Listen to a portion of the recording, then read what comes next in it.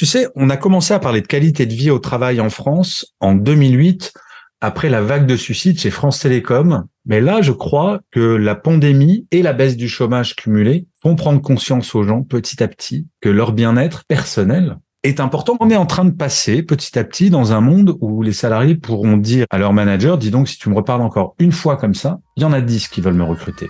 Je m'appelle Mohamed Bouclé, je suis vice-champion du monde de lecture rapide et auteur du best-seller Connaissance illimitée. Dans le podcast Connaissance illimitée, je reçois des invités au parcours extraordinaire pour nous montrer que la réussite est à portée de tous.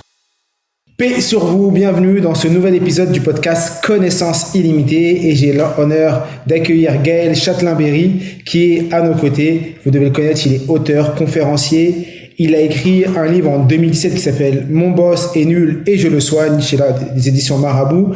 Il y a son livre qui a été sorti également en 2022 chez First qui s'appelle « Le manager bienveillant 2.0 ». Il est spécialiste de la bienveillance au travail et aujourd'hui on va parler de bienveillance dans notre vie pro, dans notre vie perso et en quoi la bienveillance est super important et je suis très honoreux de l'accueillir ici. Comment tu vas Gaël ? Mais très bien, et toi-même, Mohamed ? Ça va, très très bien. Content de t'avoir et de pouvoir parler de ce sujet qui est important parce que je parle beaucoup de bienveillance, mais surtout de la bienveillance envers soi-même. Alors, je parle pas forcément de bienveillance au travail, mais pour moi, un des éléments qu'on oublie souvent, c'est la bienveillance envers soi-même et j'aime bien en parler. Et là, aujourd'hui, on va parler de la bienveillance dans plein de choses différentes. Est-ce que tu peux te présenter avec tes mots parce que moi, je t'ai présenté de manière très succincte. Je te laisse te présenter. Alors, je suis effectivement conférencier, je suis effectivement écrivain. Alors, je corrige un petit peu, j'ai écrit 14 livres et le dernier est sorti cette année, il s'appelle Happy Work et parle justement aussi de bienveillance envers soi-même. Je suis podcasteur, on est collègues, donc puisque j'ai aussi un podcast qui s'appelle Happy Work. Et j'ai commencé, moi j'ai été 20 ans en entreprise en tant que manager ou dirigeant. J'étais un slasher avant que le mot existe, que j'ai également monté des boîtes, j'ai été musicien, enfin j'ai fait plein de métiers. J'ai toujours allé là où le vent me menait. Et là, ça fait faire une dizaine d'années qu'effectivement j'essaie de faire évoluer le monde de l'entreprise pour plus de bien-être. Bon. Ouais, j'ai vu que tu avais travaillé dans des grands groupes comme TF1, Canal, et tu fais du management également là-bas. Exactement, ouais. Ouais, dans les médias pendant pas mal de temps. Et maintenant, je suis indépendant et heureux de l'être. Wow. Et déjà, quand tu travaillais dans les médias, tu avais un management particulier à cette époque déjà ? En fait, ce qui m'a donné l'idée du management bienveillant petit à petit, c'est que je m'apercevais que moi, je le faisais naturellement. Alors, c'est peut-être ma nature, ma culture ou mon éducation, mais que c'était pas évident pour tout le monde. Donc, je gérais moi-même des managers. Donc, je leur apprenais à devenir comme ça. Et quand j'ai décidé d'arrêter d'être en entreprise, je l'ai fait parce que justement, je me suis dit, je l'ai fait avec mes équipes, je vais peut-être pouvoir apprendre des choses à plus de personnes. Donc c'était aussi simple que ça. Et c'est que du bon sens en fait. Parce que qu'est-ce que tu mets derrière le management bienveillant ? En fait, je le résume en une phrase. Ne jamais faire à quelqu'un dans son équipe quelque chose qu'on n'aimerait pas que notre propre manager nous fasse. À partir du moment où tu appliques cette règle, tout se passe bien. T'es bienveillant. Bon. Parce que tu as des exemples, pour les gens qui nous écoutent, est-ce que tu as des exemples de choses que tu as vécu toi ou parce qu'aujourd'hui tu accompagnes également des structures sur ça ? Alors, je fais peu d'accompagnement, j'en fais plus, très honnêtement, mais un exemple qui est tout simple, c'est si tu fais une erreur dans ton boulot, t'as pas envie que ton boss te hurle dessus. Faut pas le faire avec quelqu'un dans ton équipe. Si tu organises une réunion avec ton boss, t'as pas envie qu'il arrive en retard à cette réunion. Toi, t'essayes de pas arriver en retard. T'as pas envie que ton boss t'appelle un samedi à 22h pour te parler d'un truc qu'il pouvait attendre le lundi. Tu le fais pareil, etc., etc. C'est vraiment le bon sens absolu. Wow. Et parce que aujourd'hui, tu estimes qu'on manque beaucoup de bon sens dans les structures dans lesquelles on travaille. Ouais. Ça progresse, heureusement, et ça progresse parce que c'est de plus en plus difficile de recruter et de fidéliser les gens. Donc, les entreprises s'aperçoivent qu'il faut changer de management parce que une des premières causes de démission, c'est le management. On change de manager, on change pas d'entreprise. Pour plus de 50%, c'est une étude Gallup qui avait dit ça. Donc, oui, les choses changent et on en a vraiment, vraiment besoin parce qu'on part de loin, encore une fois, en France. On part de très loin. Ouais, on parle de très loin. Il y a la bienveillance, il y a l'humilité aussi. Je crois, j'ai l'impression que quand on est manager, on manque d'humilité. Alors ça peut être aussi un défaut, mais j'avais écrit un bouquin qui s'appelle Les 10 commandements de la bienveillance en entreprise. Donc il y a Ouais. effectivement l'humilité, la ponctualité, la politesse, le sourire, l'optimisme. Il y a plein de choses qui sont des soft skills comme on dit, mais encore une fois qui sont du bon sens. Quand il y a je compare toujours un manager à un pilote d'avion. Je sais pas si toi t'aimes l'avion, moi je déteste l'avion, je crève de trouille. Bah, le manager qui est le pilote, si jamais il y a des turbulences, j'ai pas envie qu'il prenne le micro et qu'il m'explique qu'on va tous mourir. Ouais, ben J'ai oui, envie qu'il reste calme, j'ai envie de lui faire confiance, j'ai envie de faire confiance en ses compétences en cas de turbulence. Bah, un manager, c'est pareil. J'ai besoin de lui faire confiance et j'ai besoin de me sentir en sécurité. Et comment, alors, j'ai bien compris, tu faisais ça dans ta vie perso. Quand tu étais salarié, tu utilisais cette envie et ce management bienveillant, et après tu t'es lancé pour pouvoir le partager. Mais qu'est-ce qui t'a poussé à te dire, allez, j'y vais, je me lance dans ça, j'arrête le salariat et je vais toucher plus de monde en étant freelance? Mais je crois que j'avais fait le tour du salariat en fait, et j'ai un petit truc qui s'appelle, je suis l'hyperactivité, donc je suis quelqu'un qui a besoin de faire 10 000 trucs en même temps. Et, euh, et en fait, le tout début de l'histoire, c'est un article sur LinkedIn qui s'appelait le management bienveillant, l'avenir du management. Donc c'est vraiment la toute première fois où quelqu'un écrivait sur ce concept-là. Et à ma connaissance, c'est toujours l'article le plus lu de l'histoire de LinkedIn France. Wow. Donc de cet article est né un livre, du livre sont arrivées les conférences. Enfin, c'est un peu des hasards de vie finalement qui ont fait que bah, maintenant c'est mon métier à 100% du temps. Et à Et, chaque fois que j'ai de nouvelles idées, bah, j'essaye. Là, par exemple, je vais te donner un scoop, Mohamed. Est-ce que allez, tu es vas-y, prêt? pas que à moi, à tous ceux qui vont nous écouter. Oui, mais en premier à toi. Bien sûr. En fait, je suis en train en plus des conférences, j'adore être sur scène, donc je suis en train d'écrire mon premier one-man show. Wow. Voilà. Donc je vais tester ça, je pense, à partir de janvier. Oh. Et un one-man show qui reprend les scènes du travail. Ah, il y aura un peu de ça, mais ça va parler aussi de mon chemin de Compostelle où l'année dernière, j'ai fait 1500 kilomètres sur Saint-Jacques. Cette année, j'en ai fait 1300. Ça va parler de mon divorce aussi. Ça va parler de plein de trucs. C'est une sorte de fourre-tout où je vais essayer d'être drôle, autant que faire se peut. D'accord. C'est un super challenge, ça. En plus, ça. En fait, c'est ce que je conseille à tout le monde dans leur vie professionnelle, mais même perso. Mais c'est de pas avoir peur et d'essayer parce que globalement, ça se trouve, je vais me vautrer totalement avec ce spectacle, mais je préfère prendre le risque de me planter plutôt que de pas essayer. Et j'ai connu plein d'échecs dans ma vie professionnelle et ma vie perso, mais je trouve que c'est plus simple d'aborder les échecs dans la vie professionnelle parce que finalement, il n'y a pas tellement d'enjeux. L'enjeu, c'est le temps que je vais passer à l'écrire, mais si je me plante, c'est pas la fin de ma vie. Hein. C'est sûr. Parce que, effectivement, dans les gens qui nous écoutent ici, il y a beaucoup de personnes qui ont peur de manière générale, on a peur de l'échec. Surtout en France, Bien sûr. la culture de l'échec, c'est quelque chose qui est mal vu. Comment toi tu vis avec cette culture de l'échec aujourd'hui? C'est un peu de choses que tu as dit à l'instant. Ah, justement, j'ai pas peur de l'échec et en entreprise, c'était pareil. Et j'ai eu la chance de temps en temps de tomber sur des patrons ou des patronnes qui donnaient cette possibilité de l'échec. Parce que si tu as peur de l'échec, t'essayes rien. Le meilleur moyen pour pas se planter, c'est de rien faire. Si tu fais rien, t'avances pas. Donc voilà, l'échec fait partie de la vie professionnelle et ça nous construit. Il faut apprendre de l'échec. Il y a un proverbe japonais que j'ai toujours adoré, c'est le succès, c'est apprendre à tomber 7 fois et se relever 8. Et je trouve ça très juste. Tu sais, les bébés, quand ils apprennent à marcher, on le sait toutes et tous quand on a appris à marcher. Un bébé, pour enchaîner 3 pas, il doit tomber en moyenne 2000 fois. Et à chaque chute, en fait, c'est une nouvelle connexion neuronale et il apprend quelque chose. Le cerveau apprend un petit truc qu'il va modifier. Donc, il va pas faire la même erreur, il va en faire une autre. Et donc, il faut qu'il tombe 2000 fois pour enchaîner 3 pas. Bah, la vie pro, c'est la même chose. Alors, c'est plus ou moins facile. C'est là, je parle quand même pour des gens un peu privilégiés qui ont fait des études. Et bien entendu, je mets pas de côté tous les gens qui galèrent.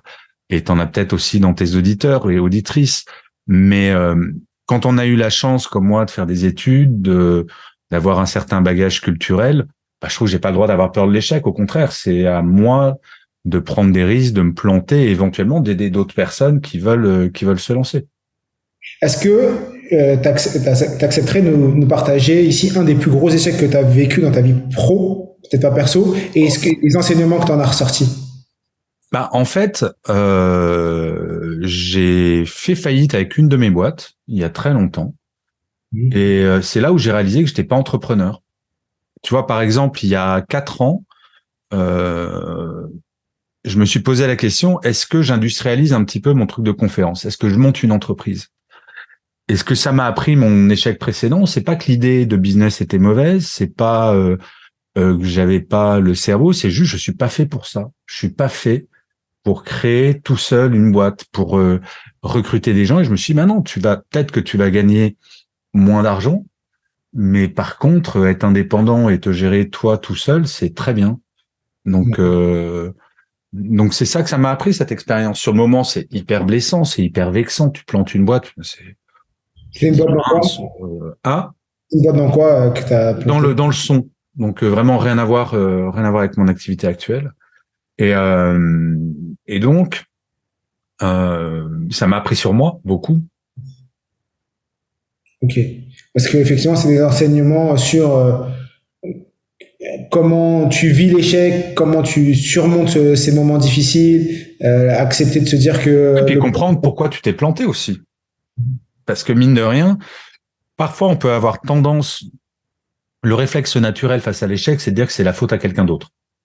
Ouais. C'est les gens comprenaient pas mon projet, j'ai été mal accompagné, les gens sont trop cons pour comprendre ce que je voulais faire. Mais fondamentalement, on est les premiers responsables de nos échecs. Les premiers. Donc je crois que le premier job quand tu te plantes, c'est d'assumer ta responsabilité, de la comprendre. Ça veut pas dire qu'il n'y a pas de facteurs extérieurs parfois dans les échecs. Mais déjà, faut passer le stade de la déception pour se dire, OK, qu'est-ce que j'ai appris? C'est un de mes patrons qui me disait, qui m'avait dit ça, c'est quand tu te prends une gifle professionnellement, essaye de comprendre en premier ce que ça t'a appris. Et c'est très, très vrai. C'est comme ça qu'on progresse. Moi, je trouve que ce qui est intéressant dans la vie professionnelle, mais comme la vie personnelle d'ailleurs, c'est d'avoir le sentiment d'avoir appris des choses, de progresser. Ça serait tellement triste si j'étais le même mec il y a 20 ou 30 ans. Bien sûr, bien sûr, bien sûr. Et c'est ce que tu enseignes également dans tes livres sur le management. Oui, complètement. Alors, c'est pas que des livres sur le management. Là, le dernier, par exemple, Happy Work, c'est un livre qui est beaucoup plus généraliste où tu peux aller picorer pour justement progresser sur des thématiques qui peuvent te parler. Puis, en plus, les problématiques qu'on a le lundi vont pas forcément être les mêmes que celles le mercredi ou d'une semaine sur l'autre. Donc, c'est Einstein qui disait la vie c'est comme une bicyclette, pour pas perdre l'équilibre, faut avancer. C'est vrai. Je trouve qu'il y a rien de pire que d'avoir le sentiment de faire du surplace. Effectivement. Et je suis entièrement d'accord. Je vois des personnes qui pendant 5 ans, 10 ans sont au même endroit et ils avancent pas. Et souvent, ces personnes, je sais pas si tu as remarqué, Mohamed, souvent, elles se plaignent.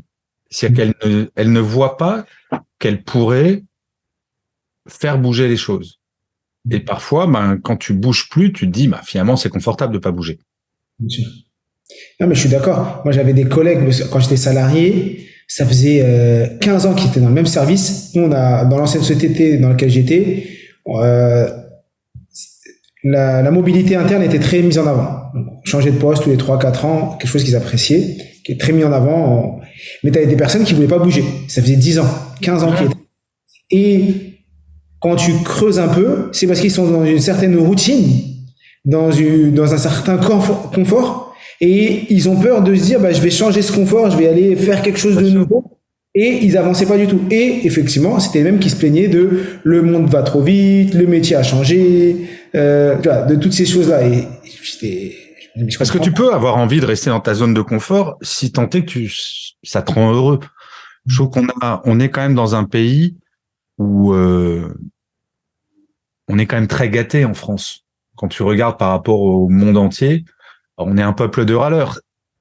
Mais parfois, c'est pas mal de faire un time stop et de se dire, OK, fondamentalement, ça va, quoi. J'ai eu du bol de naître dans ce pays.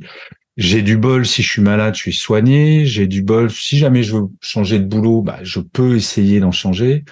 on est des enfants gâtés quand même.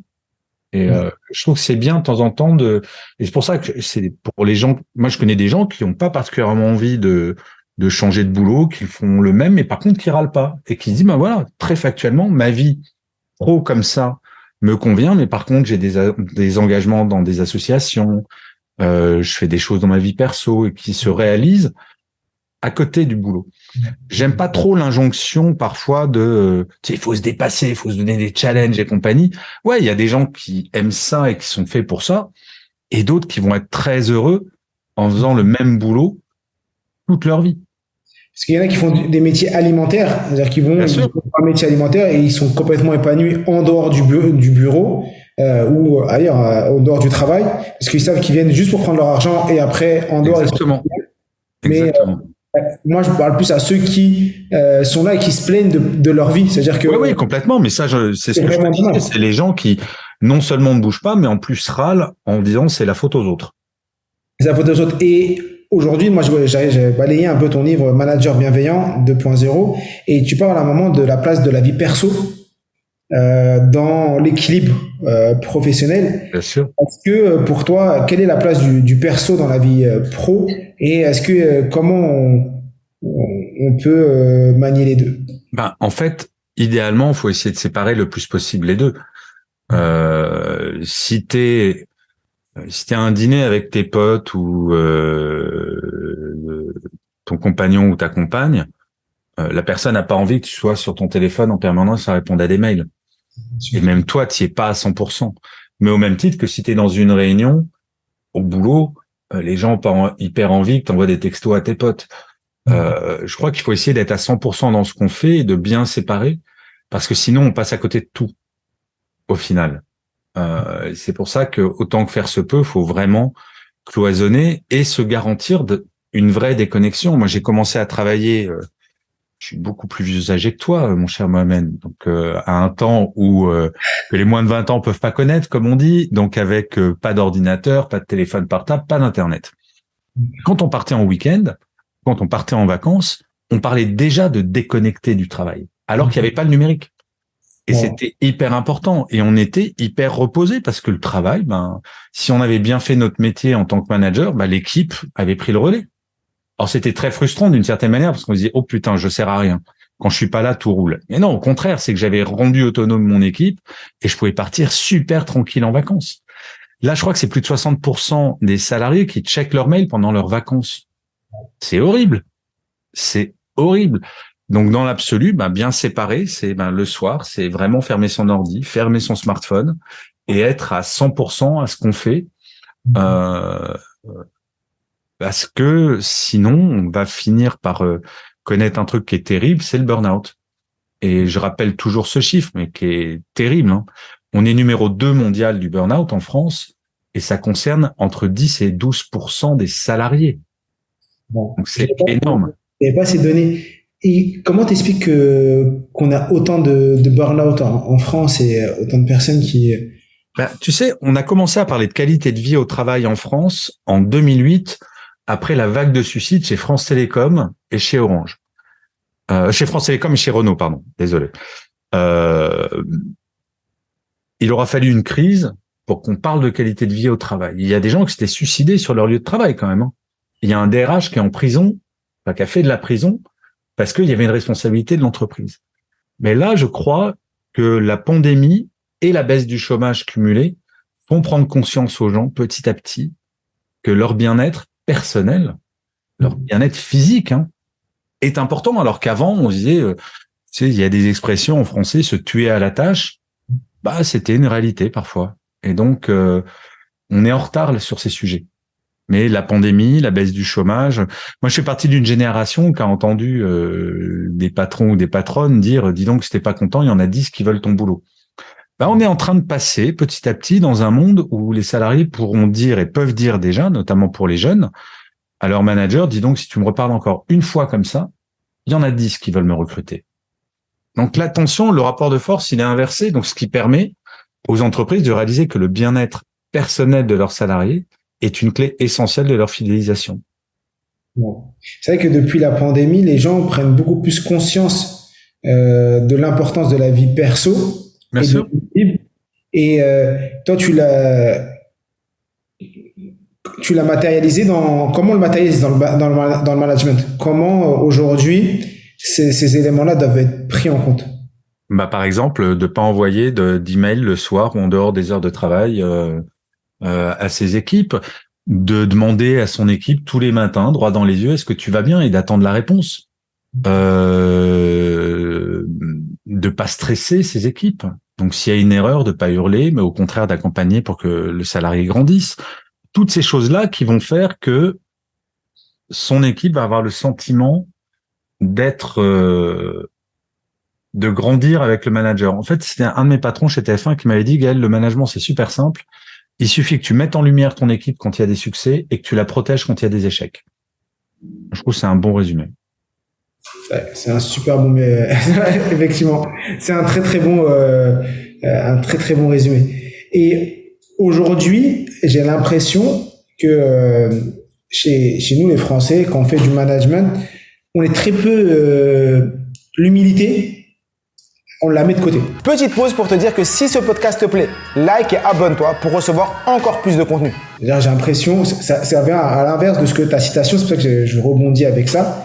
Comment toi tu l'as vécu? Parce que on vit dans un monde de beaucoup plus de paraître avec les réseaux, on veut montrer ce qu'on a fait. Et donc, j'ai des souvenirs de managers qui avaient toujours la couverture sur eux et qui se mettaient toujours en avant et très peu d'humilité. Comment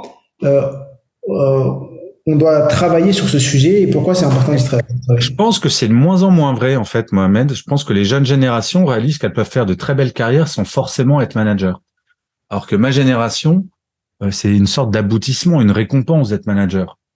C'est de moins en moins le cas, c'est de moins en moins vrai. Donc je pense que ça va évoluer tranquillement. Faut laisser un peu de temps au temps. D'accord. C'est parce que aujourd'hui, tu estimes que c'est que les jeunes sont moins carriéristes. Non, ils réalisent qu'ils peuvent faire de très belles carrières sans forcément être manager. Que être manager, c'est pas forcément c'est pas forcément un truc impératif pour réussir. Je crois que la notion de réussite a évolué en fait. Okay. Et aujourd'hui, toi, tu fais plus du tout de management. Je me manage moi-même. Pas forcément tous les jours simple, hein, mais donc non, j'en fais plus. Ouais. C'est-à-dire, pourquoi c'est pas simple de te manager? Ah, parce que je suis une vraie tête de pioche. Non, mais je plaisante. Mais non, je fais plus du tout de management. Par contre, je passe énormément de temps à parler avec des managers, avec des équipes. Mon travail, il est plus un travail d'observateur maintenant. Parce que tu fais pas de consulting, tu disais tout à l'heure, c'est plus dans le cadre de tes conférences où tu vas interagir avec les managers. Exactement.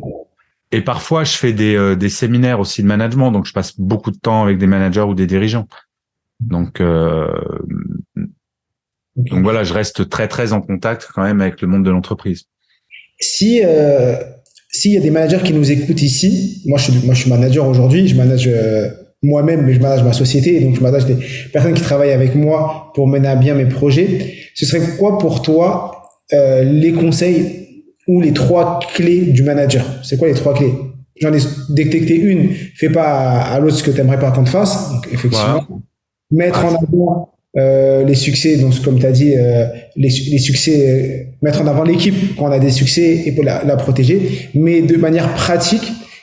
S'il y a un manager qui nous écoute et qui se dit, moi, j'aimerais bien avoir, j'ai l'impression, pas les bons outils, c'est quoi les outils, la clé du management? Alors, j'ai un outil qui est tout simple et qui coûte que dalle.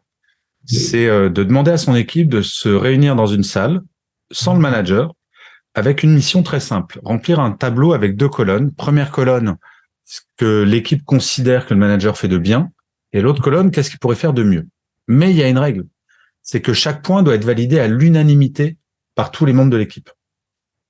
Et ça a son importance parce que j'ai assisté à certaines de ces réunions derrière des vides sans teint.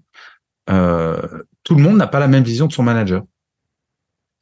Et donc, l'unanimité, ça permet à l'équipe de débattre. Et à la fin de cette heure-là, de faire un feedback à son manager en disant, voilà, ces points-là, on aimerait bien que tu évolues là-dessus. Ça permet de libérer la parole. Ça permet au manager de s'auto-évaluer. Ce qui est génial parce que être manager, c'est un peu comme être parent. On n'est pas parent pour être aimé par ses enfants. Par contre, on se dit ça serait quand même cool qu'ils m'aiment bien. C'est pareil avec l'équipe. On n'est pas manager pour être aimé par ses équipes, mais on aimerait bien savoir qu'ils disent qu'on est un bon manager ou une bonne manageuse. Mais pour ce faire, faut leur demander. Et cet exercice, maintenant, il y a beaucoup d'entreprises qui l'ont fait.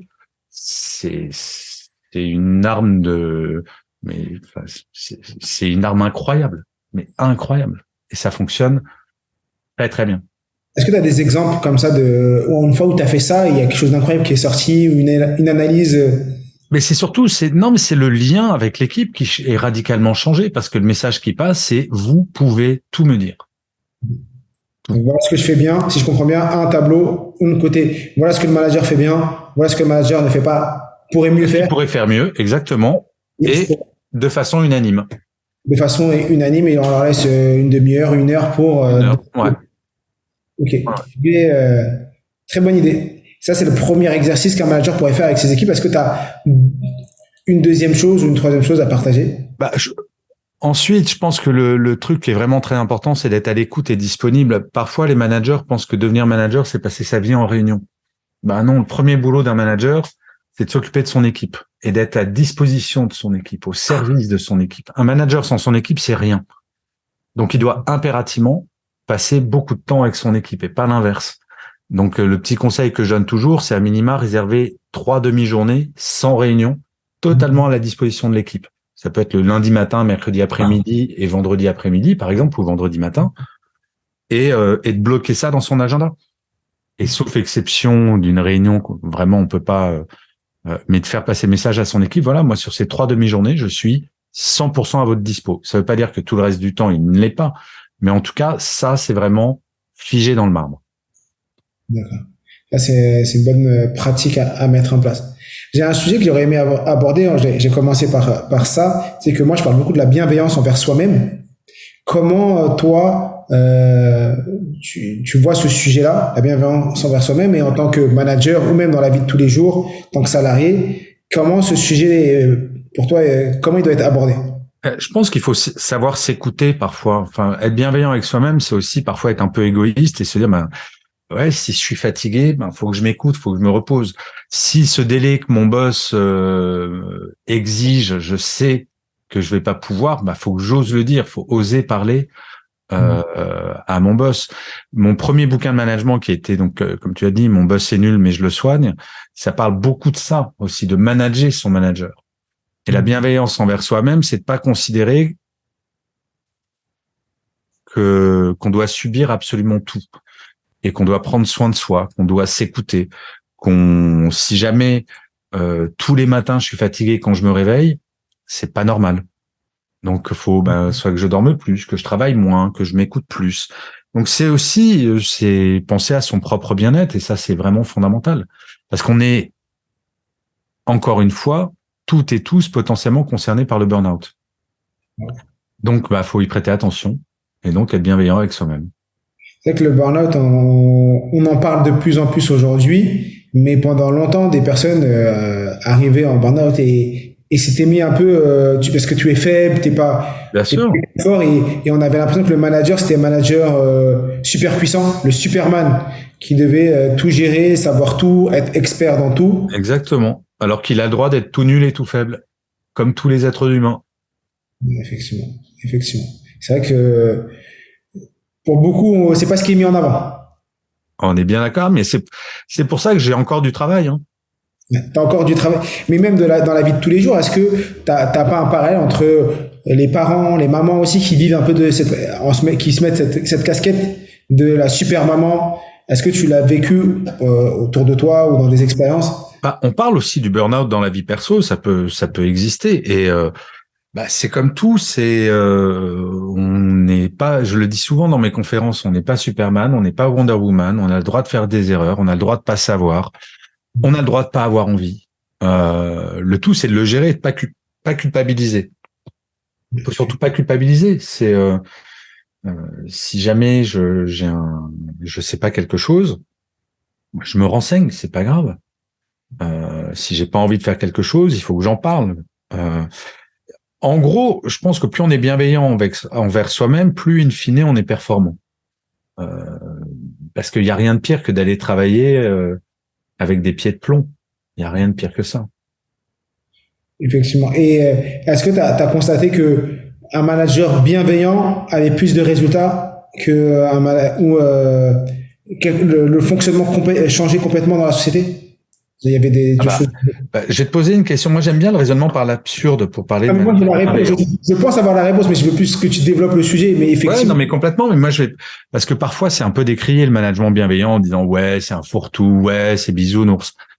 Euh, Imagine, tu passes un entretien de recrutement et le manager, il te dit, bon, bah, chez nous, t'as pas le droit de te tromper ou je t'engueule. J'arriverai probablement en retard aux réunions. Bon, les emails, je te les enverrai aussi le dimanche et merci d'y répondre. Est-ce que tu y vas? ah, ça donne pas envie. Ah, mais tu y vas pas. Je vois Alors, pas. et en fait, voilà, c'est l'impact, il est fondamental. C'est fou parce que il aura fallu une pandémie pour qu'on et j'insiste beaucoup sur l'effet croisé de la baisse du chômage aussi, pour que les entreprises réalisent que la première richesse qu'elles ont sont leurs salariés. Alors qu'avant, c'était un peu quelques dirigeants pouvaient se dire mais on s'en fout, s'ils démissionnent, on remplace facilement. Non, c'est pas le cas. C'est pas le cas du tout. Et donc, bah, on y prête attention. Et bah, c'est chouette, je trouve. La ressource la plus importante dans beaucoup de sociétés, c'est leurs salariés. C'est ça la vraie richesse. Ah, mais exactement. Mais c'est Richard Branson, le fondateur de Virgin, qui déjà, il y a une quinzaine d'années, disait, si vous voulez que vos salariés prennent soin de votre entreprise, prenez soin de vos salariés.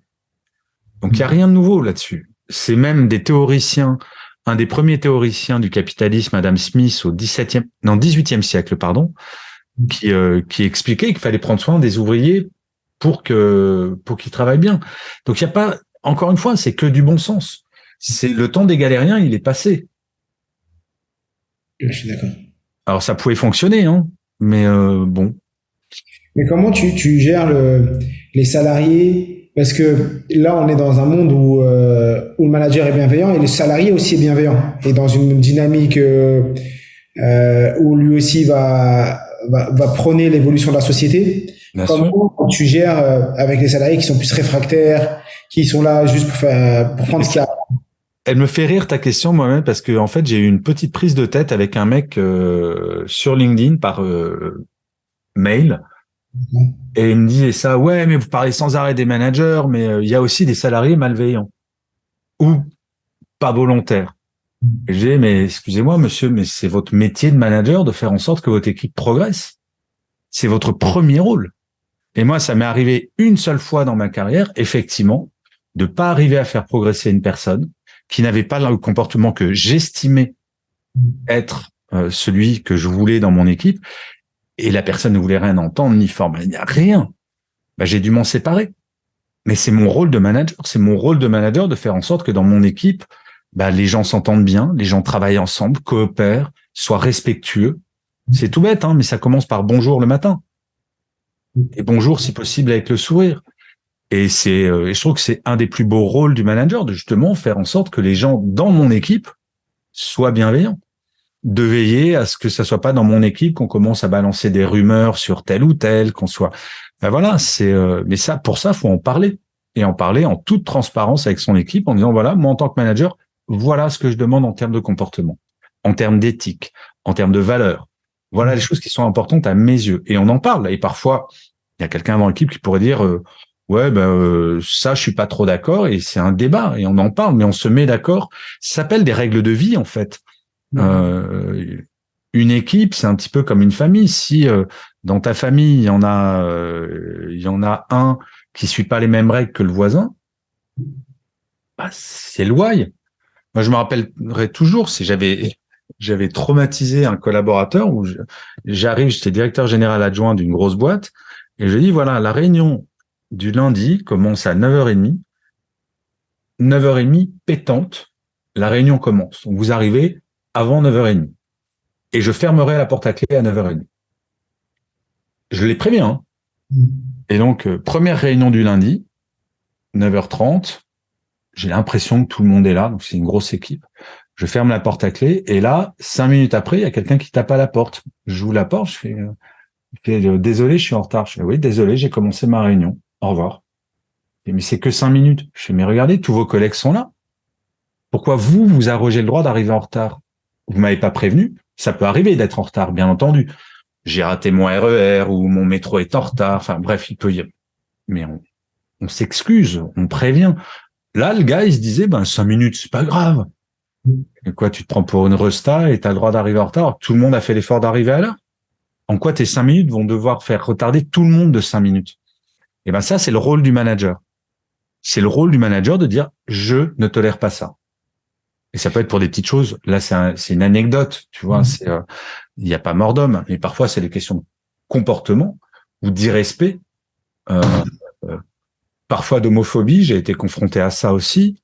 Où c'est le rôle du manager de pas tolérer. Non, c'est tes blagues homophobes, tu les sors pas en réunion. Je ne tolère pas. Ou les blagues sexistes. Tu sais, le sexisme du quotidien, le rôle des managers est immense là-dedans, immense. C'est que donc, tu dis pas à ta collègue qu'elle a un joli décolleté. Donc le manager, il a vraiment un rôle énorme sur toutes ces questions, et c'est pour ça que je trouve que le rôle de manager est certes compliqué, mais juste génial, parce que tu touches à la plus belle des matières, l'humain.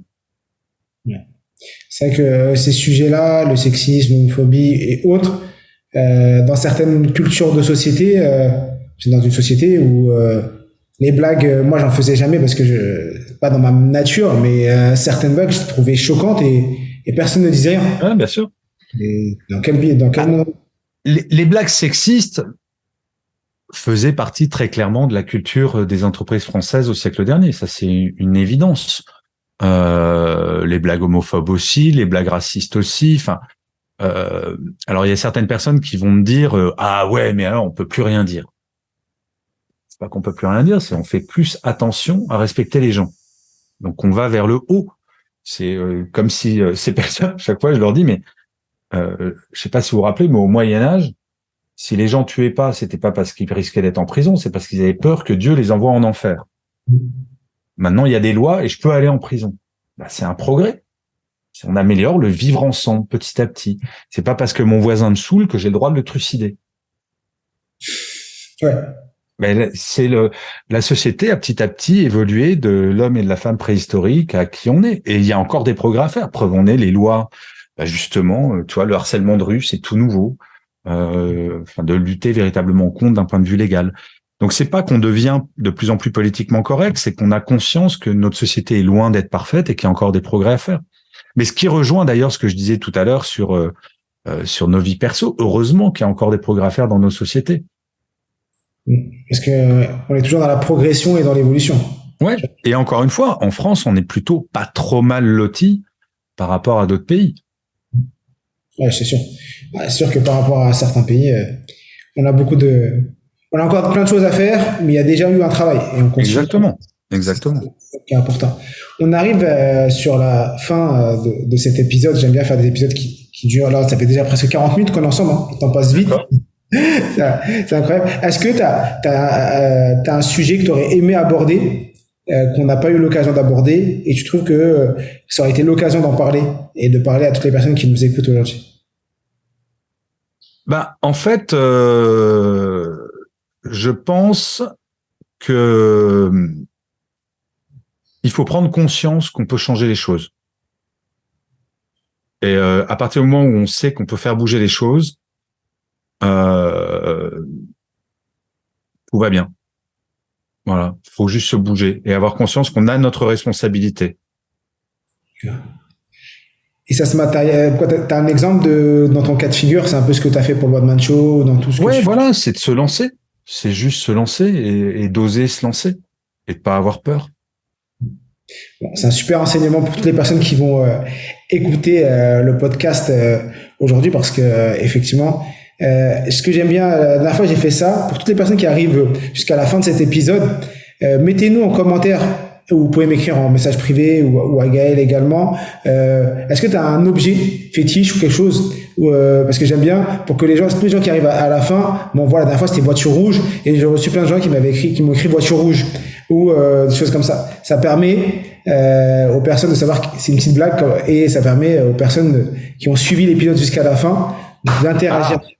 Est-ce que toi, tu as un objet ou quelque chose que tu aimerais les gens t'envoient s'ils sont arrivés jusqu'à la fin? Ah non, moi c'est la chevalière de mon père. Voilà. D'accord. Donc, c'est mon objet fétiche. Ok, objet fétiche. Donc n'hésitez pas pour tous ceux qui sont allés jusqu'à la fin de l'épisode, à mettre en commentaire une bague, juste une bague, nous envoyer une image d'une bague, c'est une petite blague et ça nous permet de voir s'il y en a qui arrivent jusqu'à la fin. Merci beaucoup Gaël pour cet échange. Avec grand plaisir, Mohamed. Ton dernier livre, il est édité chez First. Chez First également, il s'appelle Happy Work. Et j'en suis très fier, il est chouette. Très facile à lire. Super, je vais aller me le procurer, je l'avais pas. Génial. Le management bienveillant 2.0 chez First également. Je compte sur vous, bien sûr, comme pour tous les épisodes, pour le partager autour de vous. Si vous connaissez des managers, des gens qui sont dans cette dynamique de la bienveillance au travail, je suis sûr que vous avez appris plein de choses. N'hésitez pas à partager cet épisode autour de vous et également à mettre 5 étoiles sur différentes plateformes de podcast. Merci encore Gaël d'avoir passé quelques minutes de ton temps sacré à nos grand plaisir. Tout ce contenu. Et comme je dis toujours, je suis tué. Nous sommes tous des illimités. Prenez soin de vous.